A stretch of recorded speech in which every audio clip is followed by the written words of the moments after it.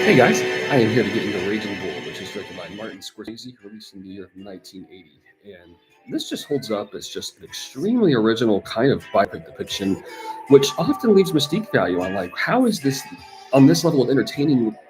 Like, really? Because it's just a strangely cathartic experience. It's just kind of looking at the consistent, frustrated elements in a main character who's always feeling like he's kind of right in the middle of his goals, and he's just kind of just very self-destructive over it at a consistent level.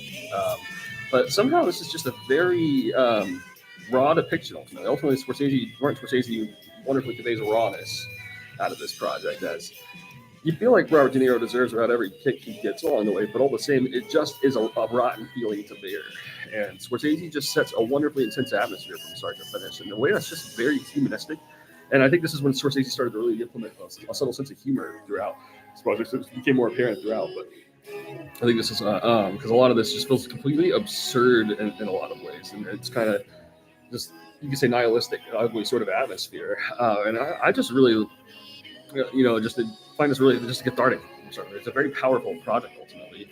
I instantly saw this when I was on 15. I just instantly loved this in ways that just, I suppose it's a lot of similar notes to why Boogie Nights is such a perfect film. Right? You're just kind of watching all kinds of random moments of chaos like unfold brutally, and it's just fascinating to see how characters remain together to the end, like around all the extent of brutality that's conveyed. There's just a lot of raw depths of self torment, a lot of abuse going on here. It's very intense, very brutal, and you hate to see De Niro kind of dig himself such a hole, but all the same, it's just 100% like fascinating the way it's all depicted.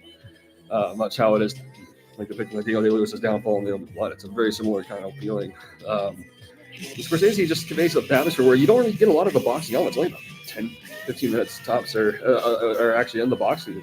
Pretty much all of it's just drama outside of the ring, and just intense moments that happens along the way. Like, this is kind of where Scorsese really birthed his biopic pacing, which he would go on at least 10, 15 different variations from here. But this is kind of where he started a lot of this kind of pacing. And it's, again, collaboration with Paul Schrader. So this kind of feels like it's kind of looking at a different lens of perhaps a lot of the atmosphere that you got a collaboration with Scorsese on Taxi Driver.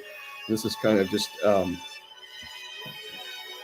looking at just a very intense project, because both this and Taxi Driver are strongly based on Italian neorealism, and I think a lot of those elements just kind of go into just looking a very raw kind of post-examination on self-loathing qualities and how much that can just manage to be an entertaining yet frightening sort of depiction, which just deals with just an inability to handle anger and paranoia.